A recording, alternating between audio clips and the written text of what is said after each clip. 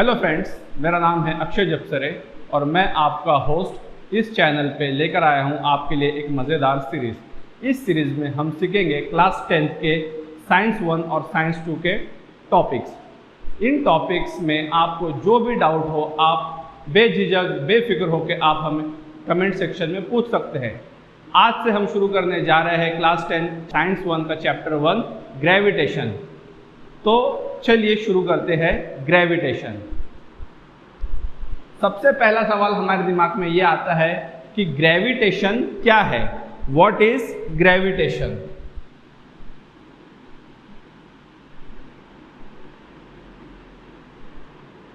Gravitation is just a attraction between two object. देखिए, gravitation और gravity ये दो अलग अलग चीजें हैं। जब किसी भी दो ऑब्जेक्ट में जिनका मास एग्जिस्ट करता है, मीन्स जिनके पास खुद का मास है, वो अगर एक दूसरे को अट्रैक्ट करते हैं उसे हम सिर्फ कहेंगे gravitation. And gravity means when a bigger mass object attracts to a lower mass object और a lower mass object attracts the bigger mass object. ठीक है, ये दो अलग अलग कंसेप्ट है जो कि हम आज देखने जा रहे हैं। ग्रेविटेशन की शुरुआत हुई है 1709 से, जिसकी डिस्कवरी सर आइजैक न्यूटन ने की थी। ठीक है, इसकी हिस्ट्री ऐसी है कि सर आइजैक न्यूटन एक बार एक एप्पल के पेड़ के नीचे सो रहे थे और अचानक से एक एप्पल आके उनके बाजू में गिरता है और वो सोच में पड़ जाते हैं, अगर ये एप्पल सीधा मेरे सर पे गिरता तो क्या मैं जिंदा रह पाता? ये एप्पल नीचे ही क्यों गिरा? ये एप्पल इतने ही फोर्स से क्यों गिरा? ये एप्पल ऊपर क्यों नहीं गया? तो यहाँ से शुरुआत हुई है ग्रेविटेशन की। तो सर आइजैक न्यूटन ने ग्रेविटेशन के ऊपर बहुत सारे रिसर्च किए हैं और हमको तोहफे में बहुत सारे अलग अलग टॉपिक्स दिए हैं। तो चलिए शुरू करते हैं ग्रेविटेशन। ग्रेविटेशन सीखने से पहले हमें सीखना पड़ेगा कि ग्रेविटेशन के अंदर कौन कौन सी मोशन होती है। तो सबसे पहला आज का हमारा टॉपिक है motion. What is motion? When object moves from one place to another place, this movement of object is known as motion. जब कोई भी ऑब्जेक्ट एक जगह से किसी दूसरी जगह पे जाता है, खुद से चल के जाता है या उसे कोई एक्सटर्नल फोर्स उसे एक जगह से दूसरी जगह लेके जाता है, इस प्रोसीजर को हम कहते हैं मोशन। मोशन अलग अलग प्रकार की होती है। अगर कोई मोशन एक स्ट्रेट लाइन में हो रही है तो उसे हम लीनियर मोशन कहेंगे। अगर कोई मोशन किसी स्पेसिफिक पाथ पे हो रही है तो हम उसे उस मोशन को उस पाथ से रिलेट करेंगे। फॉर एग्जाम्पल, अगर कोई ऑब्जेक्ट किसी सर्कुलर पाथ पे गोल गोल गोल गोल घूम रहा है तो उस ऑब्जेक्ट की मोशन को हम कहेंगे circular motion. When an object move in a circular path, then the motion of an object is known as circular motion. Circular motion दो प्रकार की होती है। एक होती है यूनिफॉर्म सर्कुलर मोशन, दूसरी होती है नॉन यूनिफॉर्म सर्कुलर मोशन। तो हमें यहाँ पे दोनों ही मोशन की बहुत ज़्यादा ज़रूरत है। अगर कोई ऑब्जेक्ट किसी भी सर्कुलर पाथ पे गोल गोल घूमता है तो इस ऑब्जेक्ट की मोशन को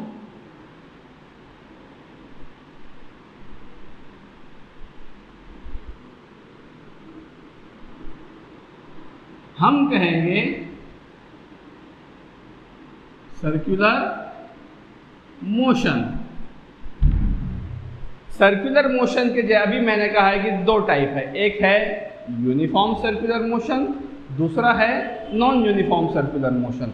तो यूसीएम, यूसीएम का मतलब होता है uniform circular motion. What is uniform circular motion? अगर कोई ऑब्जेक्ट किसी सर्कुलर पाथ पे इक्वल इंटरवल ऑफ टाइम में वो पाथ कवर करता है, मीन्स उसकी एंगुलर वेलोसिटी कांस्टेंट है सर्कुलर मोशन परफॉर्म करते टाइम पे, तो उस मोशन को हम कहेंगे uniform circular motion, in short UCM। और इसका बिल्कुल उल्टा, अगर कोई ऑब्जेक्ट सर्कुलर मोशन परफॉर्म करते समय अपनी एंगुलर वेलोसिटी बढ़ाता है या कम करता है, उस मोशन को हम कहेंगे नॉन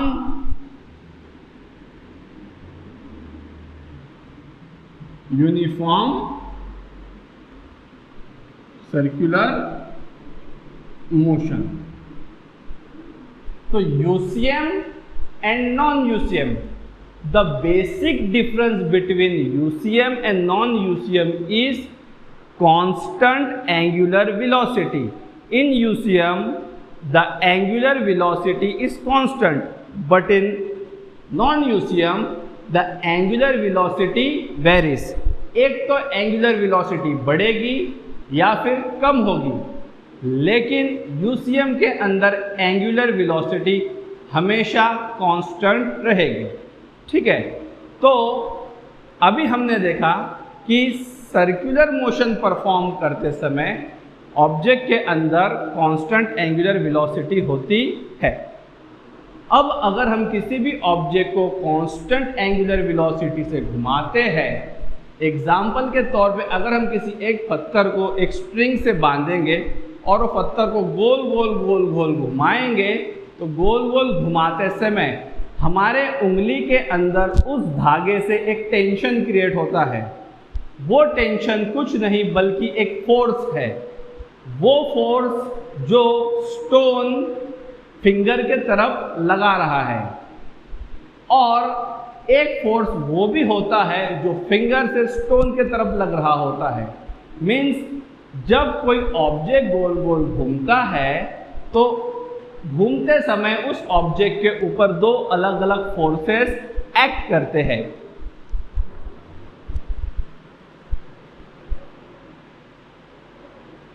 फोर्स 1 उसे हम कहेंगे सेंट्रीपिटल फोर्स। फोर्स नंबर 2 उसे हम कहेंगे centrifugal force. What is centripetal force and what is centrifugal force? चलिए देखते हैं, एग्जाम्पल से देखेंगे। अगर हम किसी भी ऑब्जेक्ट को एक स्ट्रिंग से बांध के उसे गोल गोल गोल गोल घुमाते हैं, तो जो फोर्स, समझिए ये एक ऑब्जेक्ट है, इसको मैंने स्ट्रिंग से बांध रखा है, ये इसका सेंटर पॉइंट है और ये इस डायरेक्शन में एंटी क्लॉकवाइज घूम रहा है। जब ऑब्जेक्ट एंटी क्लॉकवाइज में पॉइंट ए से पॉइंट बी की तरफ जाएगा, बी से सी की तरफ जाएगा और सी से जाएगा डी के तरफ, तो ये ऑब्जेक्ट सेंटर ओ के तरफ एक फोर्स भेजता है। वो फोर्स इस ऑब्जेक्ट को सेंटर के तरफ खींचता है। जो फोर्स ऑब्जेक्ट को सर्कुलर मोशन में सेंटर के तरफ खींचता है या जिससे वो ऑब्जेक्ट सेंटर के तरफ अट्रैक्ट होता है, उसे हम कहते हैं सेंट्रीपिटल फोर्स। और इसका बिल्कुल अपोजिट, अगर घूमते समय कोई भी ऑब्जेक्ट फोर्स सेंटर से सरकमफरेंस की तरफ जाता है, तो उस फोर्स को हम कहेंगे सेंट्रीफ्यूगल फोर्स। अब आप मुझसे क्वेश्चन करोगे कि सर टॉपिक है ग्रेविटेशन, आप हमको पढ़ा रहे हो मोशन, मोशन के बाद आपने हमको बता दिया है uniform circular motion, non uniform circular motion, और अब आप हमें बता रहे हो कि सेंट्रीपिटल फोर्स क्या होता है और सेंट्रीफ्यूगल फोर्स क्या होता है। इसका ग्रेविटेशन से क्या लेना देना है, ये ग्रेविटेशन के साथ में कैसे जुड़ा हुआ है। तो मेरा कहना है कि बिना सर्कुलर मोशन के ग्रेविटेशन इनकम्प्लीट है। जैसे कि हमारी अर्थ खुद भी घूम रही है और हमारे अर्थ के आजू बाजू मून घूम रहा है। हमारी अर्थ रोटेशन कर रही है खुद के अलोंग और हमारी अर्थ सन के अलोंग भी रोटेशन कर रही है। तो सन की अलोंग जब ये रोटेशन करती है तो ये एक प्रकार का सर्कुलर मोशन होता है। जब अर्थ सन के अलोंग रिवॉल्यूशन करती है तो ये सर्कुलर मोशन है, और जब ये खुद के अलोंग गोल गोल घूमती है तो ये एक रोटेशनल मोशन है। तो यहाँ पे जब अर्थ सर्कुलर पाथ कवर करती है तो अर्थ के ऊपर भी दो फोर्स एक्ट हो रहे हैं। एक फोर्स अर्थ को सन के तरफ लेके जा रहा है और दूसरा फोर्स सन से अर्थ की तरफ लेकर आ रहा है। और जब ये दोनों फोर्स एक दूसरे को कैंसल कर देते हैं तो हमारी अर्थ अपने ऑर्बिट में सन के अलोंग गोल गोल गोल गोल घूमती रहती है। अगर इन दोनों में से सेंट्रीपिटल या सेंट्रीफ्यूगल फोर्स में से दोनों में से कोई भी एक फोर्स कम या एक फोर्स ज़्यादा हो जाएगा तो उस दिन एक तो ये अर्थ स्पाइरल पाथ में घूमते घूमते सन के अंदर चले जाएगी या स्पाइरल पाथ में घूमते घूमते ऑर्बिट छोड़ के सन से बाहर चले जाएगी। तो अर्थ को अपने ऑर्बिट में बनाए रखने के लिए सेंट्रीपिटल फोर्स और सेंट्रीफ्यूगल फोर्स दोनों हेल्पफुल है। समझा? What is centrifugal force and what is centrifugal force. अब हम देखेंगे कि केपलर्स लॉ क्या है। ठीक है, मैंने अभी बड़े जोरों से कहा आपसे कि अर्थ जो है सन के अलोंग गोल गोल घूमती है, बराबर है। बचपन से हमको यही सिखाया गया है क्या, कि अर्थ जो है वो सन के अलोंग गोल गोल घूमती है, गोल गोल घूमती है, गोल गोल घूमती है। गोल गोल घूमते घूमते हमने उसको एक मेंदू वड़ा बना दिए। लेकिन ट्रू फैक्ट क्या है वो आज तक हमसे किसी ने नहीं कहा। चलिए देखते हैं हमारे अगले टॉपिक केपलर्स लॉ के अंदर कि अर्थ सन के अलोंग कैसे घूमती है और उसकी वेलोसिटी कब कहाँ कैसे चेंज होती है। तो अब हम देखेंगे कि कोई भी प्लैनेट सन के अलोंग सर्कुलर पाथ में कैसे घूमता है, या वो सन के अलोंग सर्कुलर पाथ में ही घूमता है या उसका कोई और पाथ भी है। ठीक है, हमें एक जियोलॉजिस्ट का नाम पता है, गैलीलियो। ठीक है, जो कि टेलीस्कोप में स्टार्स को देखते रहते थे और स्टार को देखते देखते देखते देखते उन्होंने बहुत सारी रिसर्च की, रिसर्च करके उसको जमा करके एक जगह रख दिया। इन शॉर्ट वो लाइब्रेरी में उनकी रिसर्च जमा थी। तो एक टाइम पे केपलर्स लाइब्रेरी गए, उन्होंने वो रिसर्च निकाली और रिसर्च निकालने के बाद में उनको पता चला कि हर प्लैनेट की सन के अलोंग एक स्पेसिफिक मोशन है और वो मोशन है इलिप्टिकल मोशन। कौन सी मोशन? इलिप्टिकल मोशन, जिसके ऊपर से उन्होंने केपलर्स के 3 लॉ ढूंढ के निकाले, जिसमें से पहला लॉ है Kepler's first law. The orbit of a planet is an ellipse with the sun at one of the foci. समझ में आ गया? सबसे पहले तो आप ये बताइए ऑर्बिट क्या होता है। शॉर्टकट में अगर मैं आपसे कहूं कि ऑर्बिट क्या होता है तो हम बोलेंगे सरकमफरेंस। हम क्या बोलेंगे? सरकमफरेंस। और सेंटर, जब हम सेंटर से एक फिक्स डिस्टेंस पे इक्वल सेट्स ऑफ पॉइंट को कलेक्ट करके एक लाइन ड्रॉ करेंगे तो वो बनता है सरकमफरेंस। उसी सरकमफरेंस को हम शॉर्टकट में किसी भी प्लैनेट के मोशन की ऑर्बिट कह सकते हैं या हम उसे उसका रास्ता कह सकते हैं। ठीक है, लेकिन केपलर्स कहते हैं कोई भी planet, the orbit of a planet is an ellipse. हमने प्लैनेट की ऑर्बिट यहाँ पे सर्कुलर निकाली है, केपलर्स कहते हैं वो सर्कुलर नहीं है, वो इलिप्टिकल शेप की है। कौन से शेप की है? Elliptical. What is elliptical shape?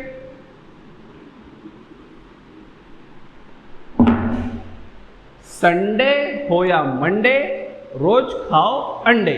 अंडा, अंडे का जो शेप होता है उसे ही हम कहेंगे इलिप्टिकल शेप। तो ये आ गया हमारा अंडा। ठीक है, अब ये इलिप्टिकल शेप होने के बाद में हमको पता है इसके अंदर सेंटर नहीं होता, इसके अंदर होते हैं फोकस। क्या होते हैं? फोकस, जो कि एक तो थोड़ा सा सेमी सर्कल के पास में होगा और दूसरा ये साइड में होगा। ठीक है, स्टेटमेंट क्या है हमारा? The orbit of a planet is an ellipse with the sun at one of the foci. अगर हम यहाँ पे हमारा कोई प्लैनेट ड्रॉ करते हैं तो इस प्लैनेट के हिसाब से ये हो गया हमारा फोकाई नंबर 1 और ये हो गया हमारा फोकाई नंबर 2। इस प्लैनेट के हिसाब से हमारा सन एक तो यहाँ होगा या फिर यहाँ होगा। आप किसे भी कंसिडर कर सकते हैं। आप अगर इसे कंसिडर करोगे तो इसे इग्नोर करो, और अगर इसे कंसिडर करते हो तो इसे इग्नोर करो।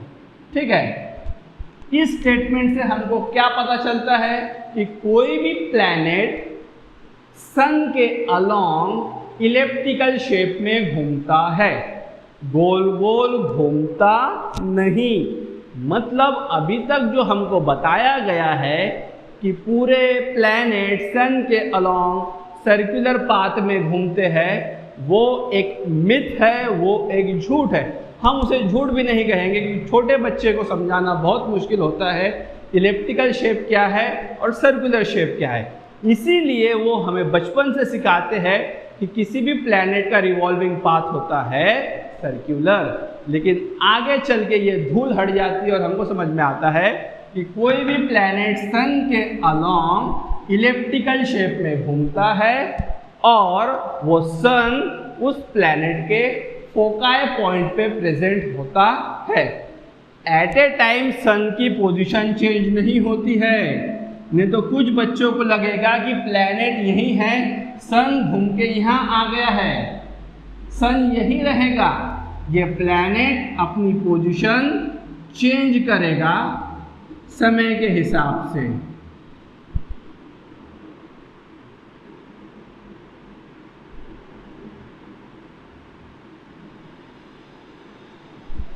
और ये डायग्राम हमको हेल्प करती है हमारे वेदर्स को समझने के लिए। जैसे कि जब हमारी अर्थ सन के पास में होती है तो होता है समर। जब हमारी अर्थ सन से एकदम दूर होती है तो शुरू होता है विंटर, और इस पीरियड में शुरू होता है मॉनसून, और यहाँ पे हमारा रहता है स्प्रिंग सीजन, पतझड़ का मौसम, और फिर आती है उसके बाद में बहार। ठीक है, अब आप कहोगे सर यहाँ पे मॉनसून है, यहाँ पे क्यों नहीं है? तो बच्चों, वाटर साइकिल के हिसाब से पहले गर्म होगा, फिर बरसेगा, ठंडा होगा, और वापस ये साइकिल कंटिन्यू होगी। ठीक है, ये हो गया हमारा केपलर फर्स्ट लॉ। अब हम देखेंगे what is Kepler second law. There are total 3 Kepler's law. First देखे हमने, सेकेंड क्या है वो देखेंगे। चलिए, तो शुरू करते हैं हमारा second law, Kepler second law. The line joining the planet and the sun swept equal area in equal interval of time. कुछ समझ में आया? नहीं आया? ठीक, चलिए सबसे पहले हम ऑर्बिट ड्रॉ करेंगे। तो कोई भी प्लैनेट सन के अलोंग इलिप्टिकल ऑर्बिट में घूम रहा है, करेक्ट? ठीक, अब हम यहाँ ड्रॉ करने जा रहे हैं एक फोकस। ये हो गया हमारा फोकस नंबर 1। इस F1 को हम नाम देंगे सन, और point A, point B, C, D, E, F, G, H। अब sir what is A to H? A B C D E F G and H क्या है ये है प्लैनेट के अलग अलग पोजीशन। समझिए कोई प्लैनेट अभी पॉइंट A पे है, अगर वो पॉइंट A से पॉइंट B तक जाता है तो हम ये 3 पॉइंट को कनेक्ट करेंगे। पहले पॉइंट A को कनेक्ट करेंगे सन से, फिर कनेक्ट करेंगे B को सन से। तो ये हो गया हमारा पहला सेक्शन, इसे हम नाम देते हैं A1। फिर से जब ऑब्जेक्ट B टू C जाएगा और C से D जाएगा तो हमें कनेक्ट करना है C D।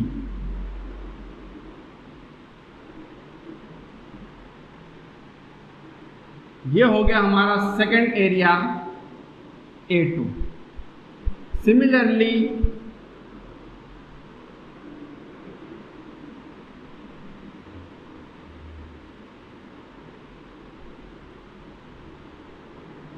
and last G to H।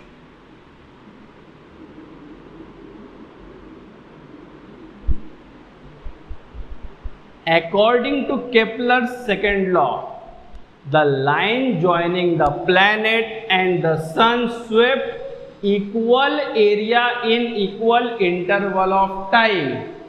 Shortcut में अगर कोई भी प्लैनेट पॉइंट A से पॉइंट B तक अगर जाता है तो हम A या सन को हमें पॉइंट दे देंगे O, AOB, area of AOB A1 is equal to area of COD। ठीक है, यहां पे हमारा कैच क्या है? जितना टाइम प्लैनेट A से B तक जाने के लिए लगा रहा है, मीन्स यहाँ टाइम अगर इसको लग रहा है T, तो यहाँ C से D तक जाने के लिए भी इसे टाइम लगेगा T।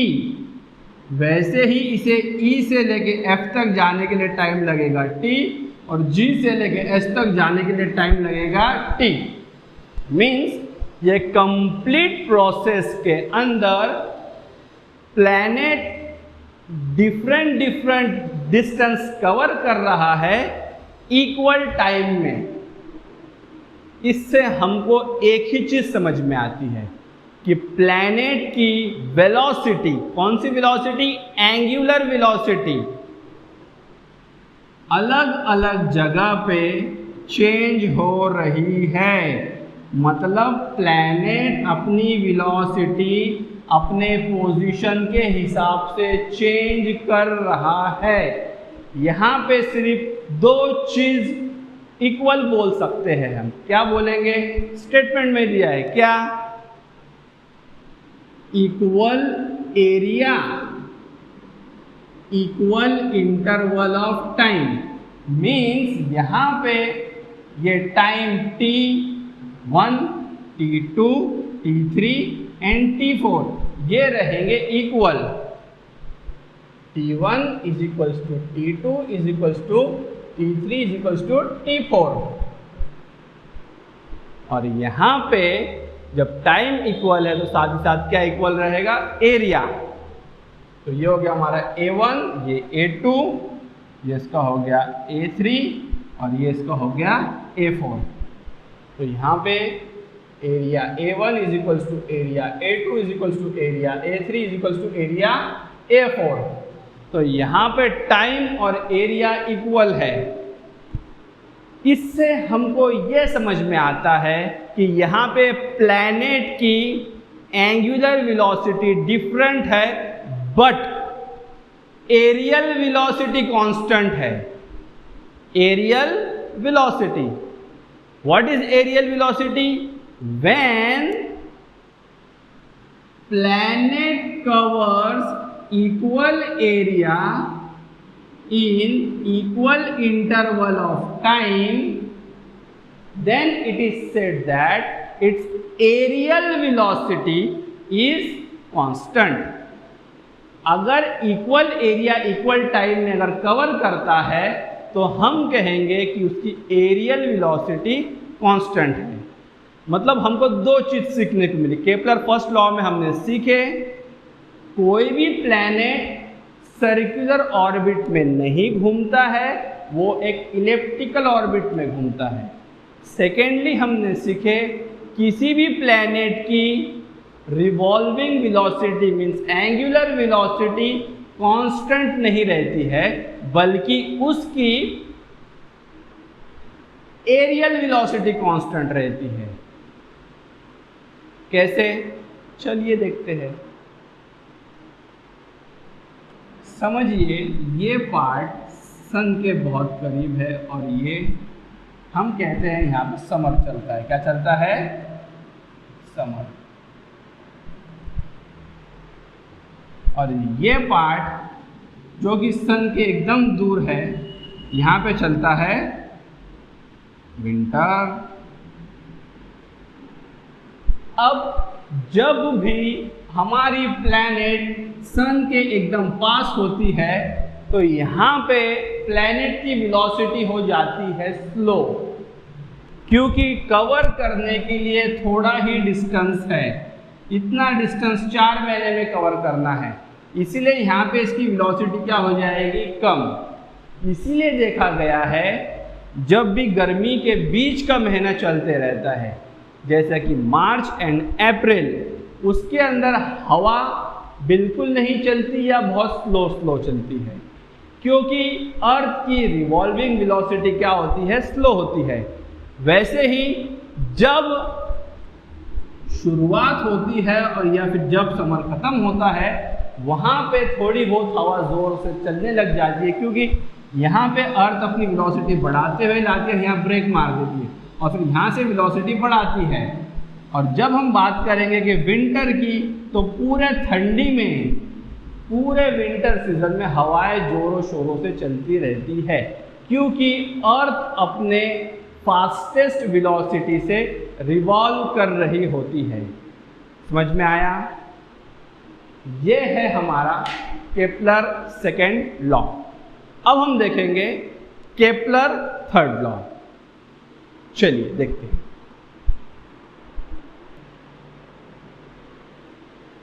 तो यह है हमारा केपलर थर्ड लॉ। चलिए देखते हैं what is Kepler third law. The square of its period of revolution around the sun is directly proportional to the cube of mean distance of a planet from the sun. समझा? Mathematically express करके देखेंगे हम, ठीक है? क्या है? एक एक line. The square of its period of revolution. तो सबसे पहले हम यहाँ मेंशन करेंगे let capital T be the period of sorry revolution. Okay, आगे क्या है, around the sun is directly proportional to the cube of the mean distance of the planet from the sun. R be the mean distance of planet and sun। ठीक है, अब देखते हैं,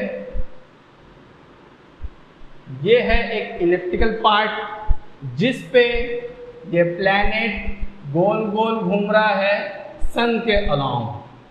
ठीक है, तो जब ये प्लैनेट को एक कंप्लीट रिवॉल्यूशन करने के लिए जितना टाइम लगेगा उसे ही हम कहते हैं पीरियड ऑफ रिवॉल्यूशन, जो कि हमने यहाँ पे मेंशन किया है। T be the period of revolution means planet को एक पूरा चक्कर मार के आने के लिए जितना टाइम लगता है उसे हम कहते हैं पीरियड ऑफ रिवॉल्यूशन। कमेंट में बताइए अर्थ का पीरियड ऑफ रिवॉल्यूशन क्या है। अर्थ को सन के अलोंग एक कंप्लीट चक्कर मारने के लिए कितना टाइम लगता है।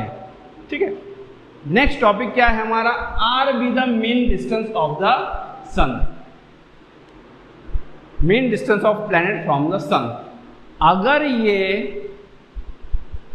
कोई सर्कल होता तो हम सिंपली कह सकते सर सरकमफेरेंस से, किसी भी सरकमफेरेंस से सेंटर तक उसका रेडियस इक्वल ही रहता है, तो यहाँ पे रेडियस को हम as a mean distance consider कर सकते थे।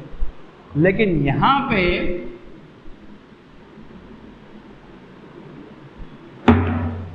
रेडियस नहीं है, तो यहाँ पे एक हम छोटा सा ट्रिक करते हैं। क्या करेंगे, हम इलिप्स को 4 इक्वल पार्ट्स में ब्रेक करेंगे।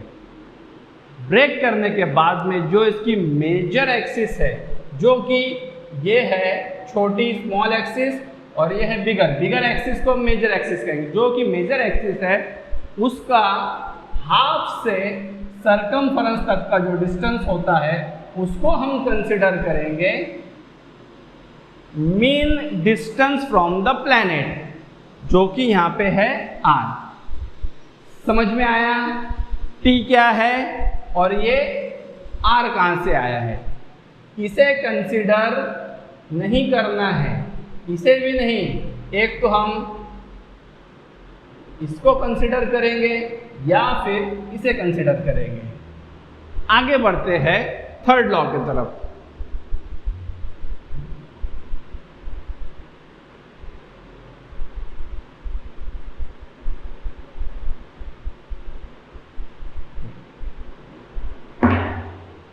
थर्ड लॉ कहता है the square of its period of revolution, period of revolution का square is directly proportional to the cube of mean distance of the planet from the sun, that is r cube। तो हमको मिलता है t square is equals to, जब भी हम directly proportional को equal form में कन्वर्ट करेंगे तो यहाँ पे आता है एक कांस्टेंट टर्म जो कि एक नंबर होता है। अभी हमें वो नंबर पता नहीं है तो इसे हम डिनोट करेंगे अल्फाबेट के से, दैट इज r क्यूब। इधर चलते हैं, अगर मैं k को एक साइड में रख के r क्यूब को दूसरे साइड में लाऊं तो हमें मिलेगा t square upon r cube, और ये k की जो वैल्यू होगी हर प्लैनेट के लिए कांस्टेंट होती है। ठीक है, इसका यूज हम आगे न्यूमेरिकल्स में करेंगे। सर ये कहाँ से आया, क्यों आया, ये हम आने वाले वीडियो में देखेंगे। ठीक है, आज के टॉपिक में अगर आपको कोई भी 1% का डाउट हो तो आप कमेंट सेक्शन में हमसे वो डाउट शेयर करिए। नेक्स्ट वीडियो में हम वो डाउट 101% क्लियर करेंगे।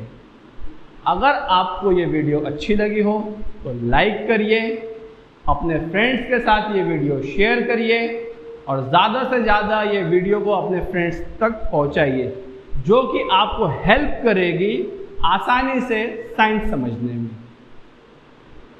Please like, share and subscribe. Thank you for watching.